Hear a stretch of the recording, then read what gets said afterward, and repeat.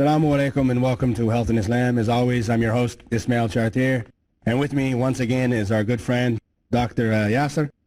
Thanks for coming by again. We're always a pleasure to have you here with us. This is like the 37th time you've been on our show, I think.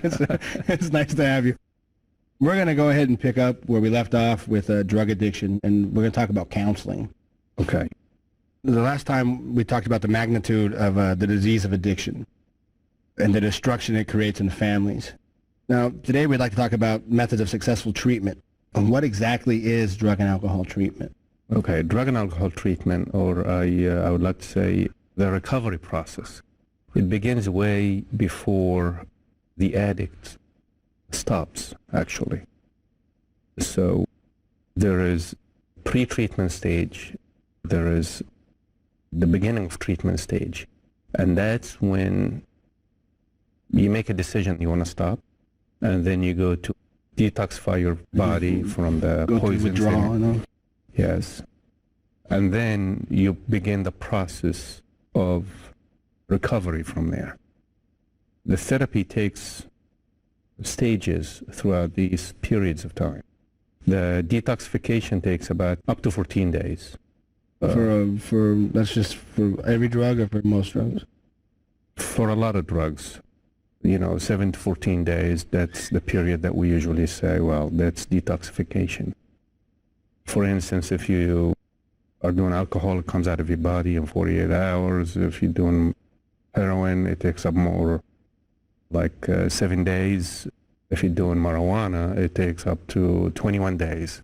And that depends a lot on the metabolism of each individual and the body weight and everything. After that, in the first stage of treatment, I would like to say it's educational.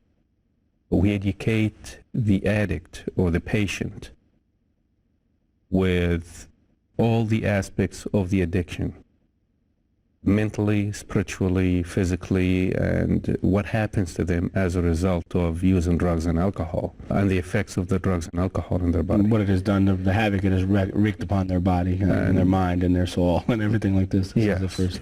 And most likely they already know all of that, but we make it mentally available to them so they can actually understand it more. Because we look at it as if, you're fighting with an enemy. You need to know everything about your enemy in order for you to be able to successfully win the war. Yes. So this is the first part, which is educational. The second part is the psychotherapy, individual psychotherapy. We start rehabilitation process with the individual. That takes a period of 3 months, probably, and I cannot put a time limit on it.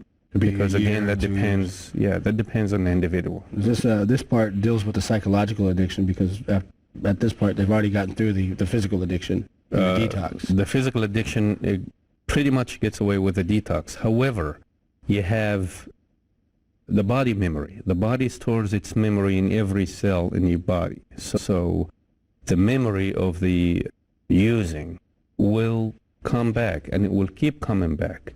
And this is what we call post-acute withdrawal symptoms or syndromes. One of them is the memory that keeps coming back, and that's when the recovering addict feels this memory, he's going to want to do the drugs or alcohol again. That's why we usually say, well, when you stop drinking or drugging, there is a void in your life, and you need to fill that void with something positive. Something bigger than you. Yes. So knowledge of a creator, knowledge of God, something like this, it helps fill that void. Or some positive activities, as opposed to just want to withdraw, want to be by myself, want to do my drugs. Or, so like maybe going jogging. Jogging, exercising. Boxing, karate, something that you do on a daily or weekly basis. We recommend exercising very much. And also during the psychotherapy, there is a lot of rehabilitation that goes with communication styles. You need to learn how to communicate your feelings. Of course, after you find out about your feelings, because 99% of relapsing or going back to addiction is because the patient doesn't know how to manage their feelings. They don't know how to communicate their feelings. So they just reach for Actually, they don't know that they have feelings. Is there a difference between the way you would treat a teenager and the way you would treat an adult? Say you're a man who's been a lifelong alcoholic. He's been drinking for 35 years, and he's a lifelong alcoholic, compared to a teenager who is just starting now to have serious issues where it's obvious that he or she has issues with alcoholism. Is there a difference in the way you treat them? Of course there is a difference in the modality of treatment, and that's because if I have somebody who's been drinking for 20 or 30 or 40 years and they are at the end of the line and they have been robbed out of everything in their lives, they already know that they have a problem. But if a teenager comes to me and I tell them, well, you have a problem and you might be an addict, they're going to tell me, well, how do you know? Who are you, buddy? Yeah. Basically, there is a difference. What we do with teenagers, with that, we make it more challenging for them. We make it more, I'm talking about treatment, cognitively based for them. And they still have a choice whether to go the right way or whether to go wrong. The reason I ask that question is where I'm from, there's a program for, it's called Outward Bound, Colorado. And what it is they take kids who are starting to, they're more than dabbling in drugs and alcohol. And they take them up to the mountains, and they have to survive in the mountains for 3 days. And it gives them like this confidence to where they feel that they can accomplish anything and they don't need these drugs and alcohol anymore. Does confidence and lack thereof play a role in? It's one of the reasons. It has a big role in it. But the killer in that is idle time. With teenagers, they have a lot of idle time in their hand. Idle time plus peer pressures. Then you have a problem at hand. So that's why we teach the youth how to live their lives constructively, how to manage their time, how to be focused on certain issues in their lives, and be able to tackle life problems in a constructive way. Instead of reaching for that bottle or Yes. that marijuana. Now I would like to talk about a little about interventions. You hear a lot about them. Every time you turn on TV, there's a sappy sitcom where, one of the lead character has a problem with drinking, and so they have an intervention, and they show the family comes and they're like, you have a problem. Is this the way it really works, or is there more planning that goes into it, and are they really beneficial for the person to hear these complaints of their family? Well, there are many interventions in drug and alcohol treatment, and some of them are effective, some of them are not. I'm not going to get into what's effective and what's not.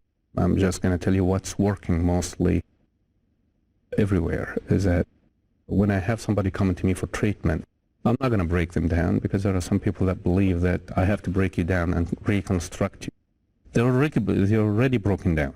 When somebody is coming for treatment, they're already broken down, so I don't have to do that. What we need to do is that we need to take a look at biological issues, psychological issues, and social issues, which are the same issues that cause the problems. And that's what we need to reconstruct. This is in addition to the spiritual aspects of addiction, or the treatment of addiction. When we're talking about treatment of addiction, for instance, you have the 12 steps, AA and NA, the 12 steps. It's all spiritually based, and it provides a lot of help. It's like an anchor for somebody who has an addiction problem. Along with that, you have support groups, Al-Anon, Alateen. That's for the family to be able to cope with this problem. But these are support groups. Now, when you have an individual come into therapy, it takes a while for them to be in recovery, actually, and to be in the mode of recovery. With that, the family needs to be in therapy as well. That was the next question I was going to ask. How can the family get involved in the recovery of the patient? How can they get involved? How can they help their loved one? At a certain stage of recovery, the family is going to see the changes in the patient. And basically what happens is that they don't know how to deal with the patient the new way, or the way he is in recovery, because they've got accustomed into reacting to what's he doing or what she's doing. So that's why they need to be in therapy to talk about their own feelings as to what has happened in the past, to process the feelings and to process the information that they have. That's one part of it. The other part is to be able to learn how to deal with a new person at home. Well, I can give you some examples. Let's do therapy. Basically, you're becoming a new man. You're changing your life and becoming a new man. Let's hold on, and we're going to take a quick break. And when we come back after our break, we'll jump right back into this topic. Assalamu alaikum.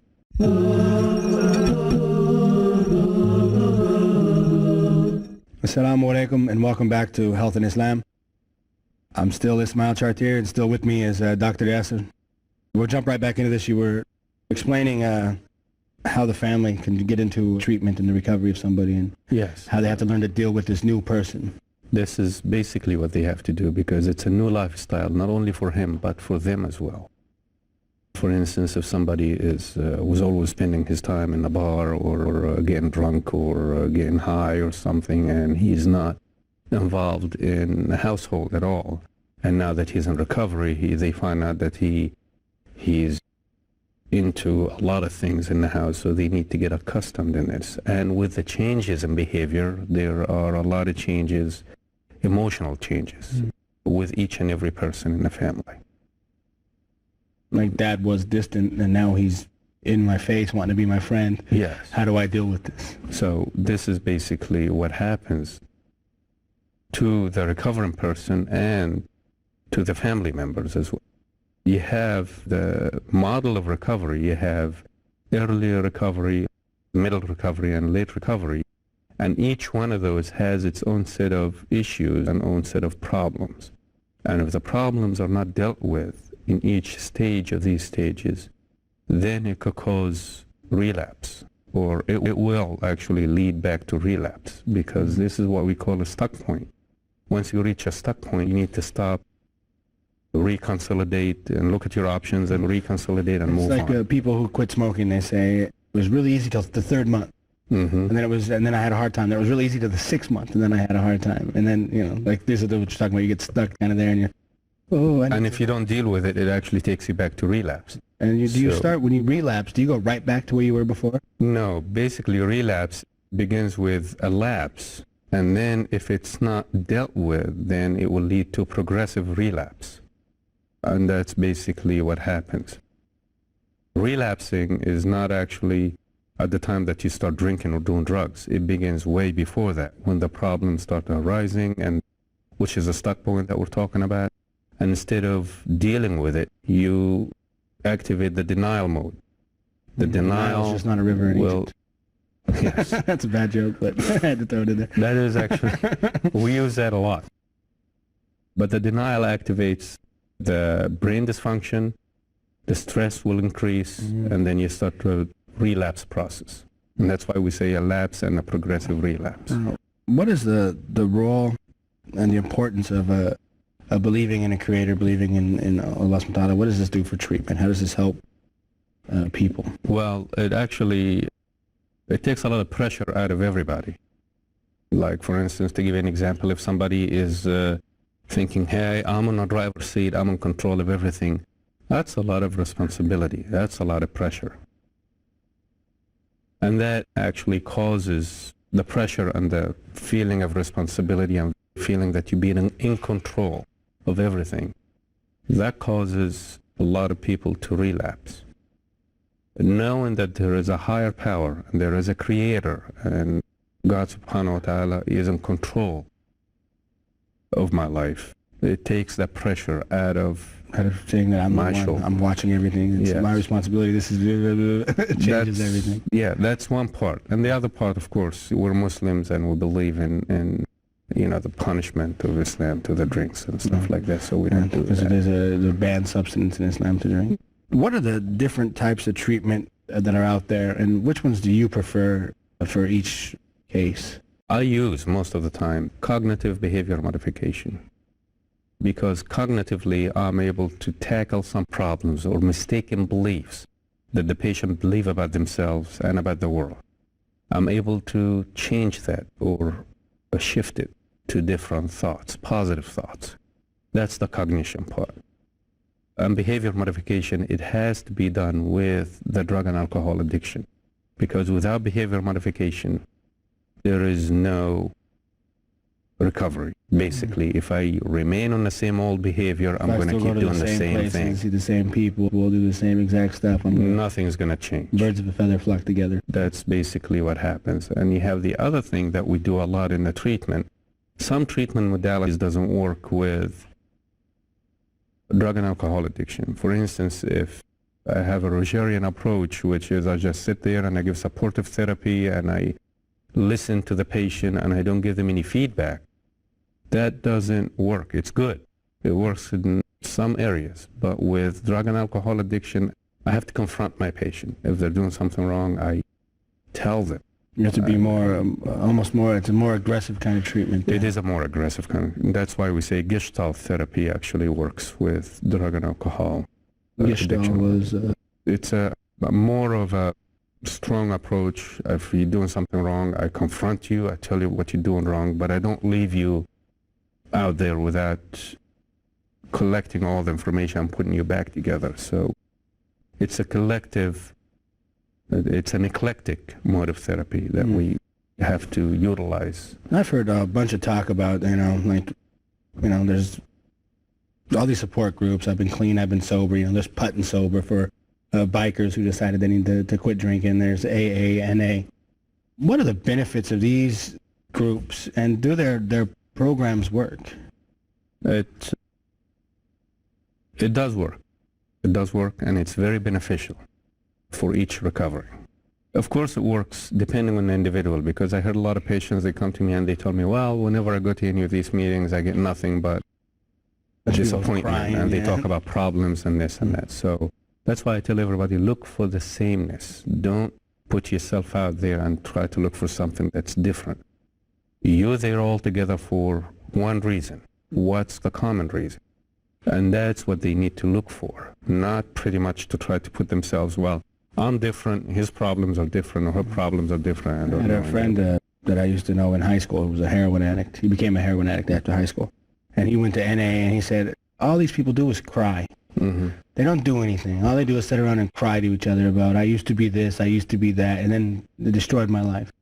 So this is the excuse that he used for not going there anymore. Oh, well, yes, he can find a lot of excuses, because if you actually talk to him or anybody who's using, they can they tell you, well, I started drinking today because it's raining, or I started drinking today because I'm celebrating, or, St. Patrick's Day or something crazy like that. Yeah. Any excuse under the book. So they have to basically choose what works for them. And the thing, next thing I want to really ask is, if say you go to one of these groups, how long do you need to still go to a support group? I've heard people, they have their 25-year PIN. Do you really need to, after 25 years, do you still need a support group, or is it based on an individual basis? You need to go there as long as you need to go there. I mean, the individual needs to go to support group as long as they need to go there. Because once they stop and they know that they need to do it, then a lot of different set of problems is going to start appearing into their lives. So basically going there keeps them fresh, keeps them green, keeps reminding them where they came from. Because if I forget what happened to me 10 years ago, then I'm going to go right back to where I started. Go back to you wake up and you're in the bottom of a bottle kind of thing. Let's say an individual decides to go into treatment. How does it begin? Say say that I have a wicked drinking problem and I come to you. How does my treatment begin besides the detox? What are the first steps you take with dealing with me to find the root of my problem? Well, basically what we do is that we do the scale of addiction to see what stage are you in. Are you in the early stage of addiction, middle stage, or late stage of addiction? What's the difference between the... Well, addiction, I'd like to compare it to an elevator going down. And going down, the very bottom floor is when you hit rock bottom. So you can get off at any floor you want to. And that's the first stage, middle stage, and late stage. Depending on how much you consumed and how much the effects of the drinking and the drugging did to you and your life. And that actually, it brings it home to a lot of people. This would necessitate the kind of treatment they get. If I'm an early stage addict, my treatment's a lot different than if I'm rock bottom, I've been sleeping in the streets kind of addict? Well, it's actually, it depends on the individual again. Any treatment modality depends on the patient himself. I can't just say, well, this is the book and this is what I'm going to use. I have to wait and see the interaction with the individual.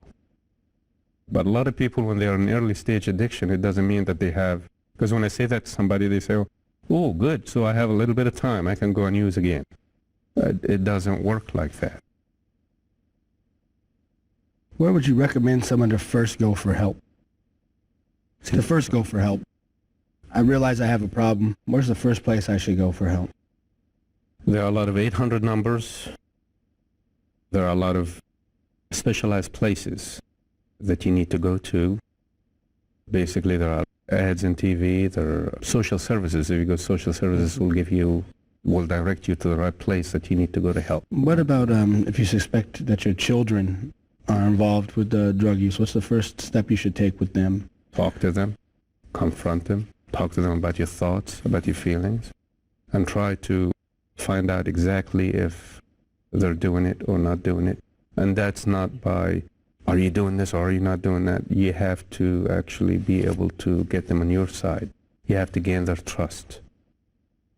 Not use it against them, because if they are starting that road, you're able, before they get way into it, to stop it. So if you find, let's say, a marijuana in their drawer, you shouldn't scream and freak out. You should talk to them rationally about the harmful effects of drugs and the benefits of a non-narcotic lifestyle. Exactly. And actually, before you even find anything, you need to talk to them. You need to tell them what are drugs and alcohol, what are the effects of drugs and alcohol, how can it affect your life, how can it affect your health, what's the effects of it on your whole life in general. So before it happens. Parents are the anti-drug. That's the slogan that they use in America. That parents involved in the life of a child can really save them from a lifelong battle of addiction. That's for sure. If you had any advice that you would give to people who are thinking about going into recovery, who are thinking about starting a rehab program, who are thinking that they have a problem, what would be the advice that you would give to these people right now? Don't put it off and don't wait, because every day you're waiting, you actually taking a chance that you might be dead the next day, so you don't know what could happen. But that's why if you know that you have a problem and you know that you need to deal with it, do it now. Make a decision and just act on it. Get up. I heard a story of, I had a friend who, she was a meth addict, and she called her dad and said, I'm going to tell you this now and I'm going to deny it tomorrow. But come and get me tomorrow and put me in rehab. That's all the time we have for today. I'd like to thank you, Dr. Yasser, for coming again. Thank you. And spending your day with us here at the studio. Until next time, assalamu alaikum.